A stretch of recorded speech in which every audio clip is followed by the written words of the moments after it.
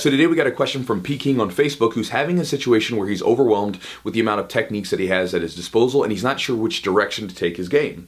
At the same time, he's worried that if he goes in one direction with a particular technique or position, what happens if Jiu-Jitsu evolves really fast and then all of a sudden that technique or position becomes obsolete? He doesn't want that to happen. And so he's wondering if I have any tips on how to choose the right direction for his game and make sure he does not get, evolved out of Jiu-Jitsu. So, brother, thank you so much for the question. And this is a unique situation that you have when you become proficient at grappling. Because when you're a novice and you're new, typically what it is you get into it, you realize there's this abundance of techniques and there's so much out there, but your skill is so small. So as soon as something works, you latch onto it. And you know there's stuff out there and it's overwhelming, but at the same time you're like, I can use this and that's all I can use right now. But when you get proficient at grappling, as you are a purple belt, your muscle memory's there, you have such a strong foundation, you now have the ability to kind of look at all of those techniques and go, well, I can use all that stuff, I can use that. Where do I want to go with this? Because now you have these unlimited options. And to me, it's you're like in early adulthood in your jiu-jitsu. I'll kind of explain what I mean with an analogy or sort of a parallel.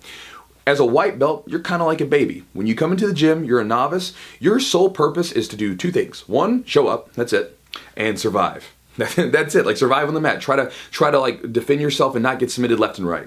As a baby, that is your focus as a life form, right? Is just to survive so that you can become an adult someday and keep the species going.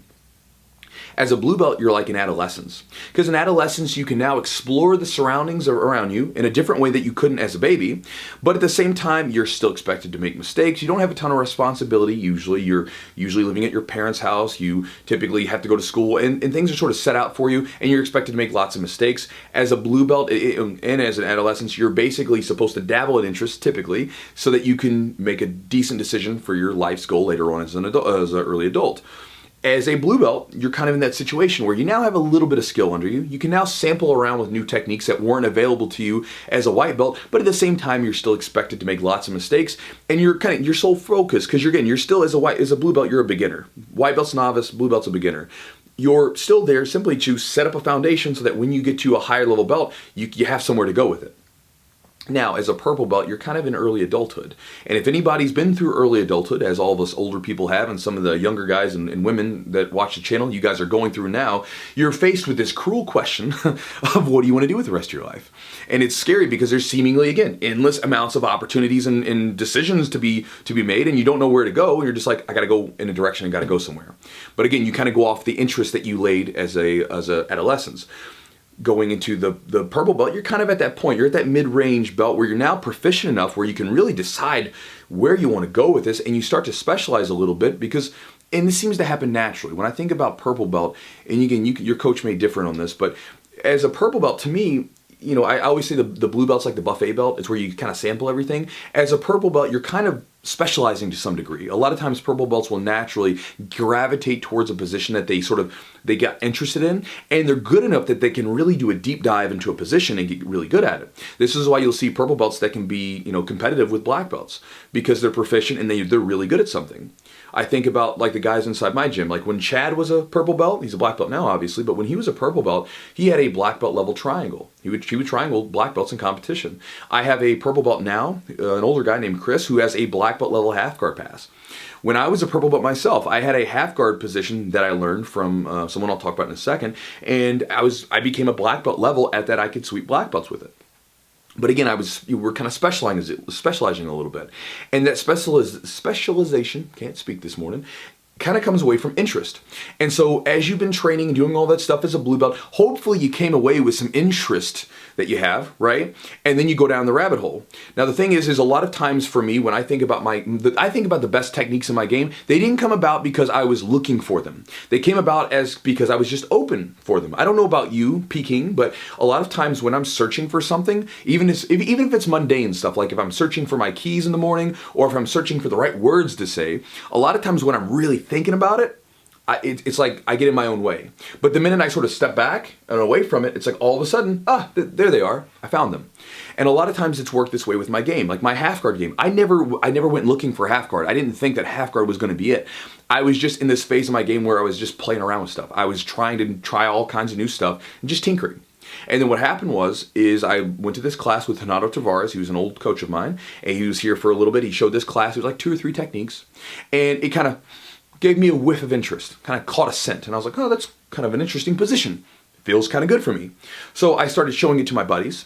I started using it during class and felt that there was some initial success with it. So I was like, huh, let me go down the rabbit hole. And then I did a deep dive on the position and kind of have been for the last 10 years. I've been continuing to refine it for my game and make it better. And so this is what I would say to you as far as how to choose a direction. Instead of trying to find it, just be open to it. You're at a position where you're, really experienced. Just dabble, try new stuff. And then when you find something that kind of gives you that scent of interest, kind of gives you like sort of a pull, follow it and go do a deep dive.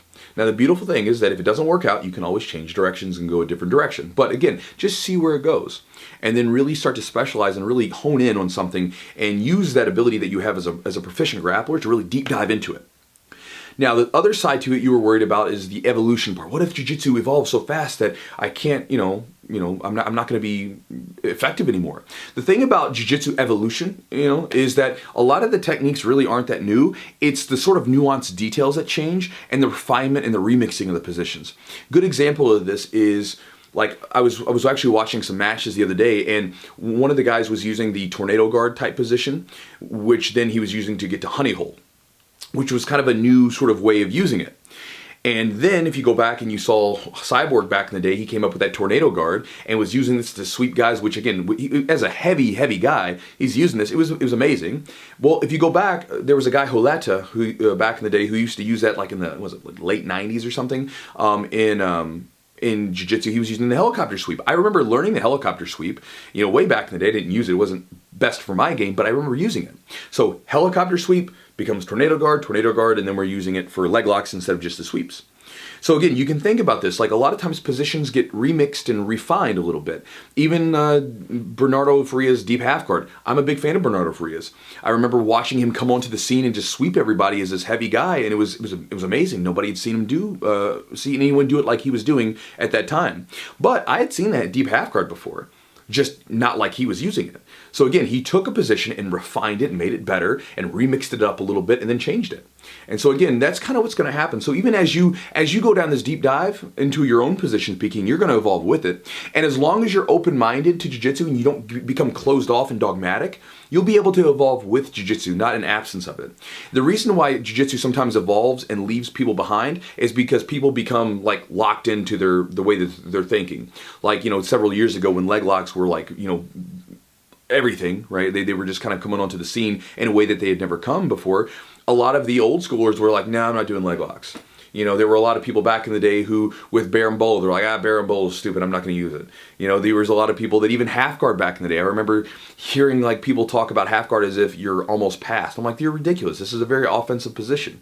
So again, everybody, they get locked into their ways and their views because they don't want to learn anymore. That's when jiu-jitsu evolves and leaves you behind. But if you continue to work with it and try all the new stuff, you may not use it, but you'll know that it's there and you'll know how it works and you'll continue to evolve with it. So anyway, I think that kind of answers the question, brother. Be just on the lookout. Don't look for it hard. Just be open to it. And when you sort of get a pull, an interest, follow it, see what happens. And then if it's fruitful, great. If it's not, change directions. And then don't worry about the evolution part so much. So Peking, thank you so much for the question, brother. And guys, I'll talk to you next time.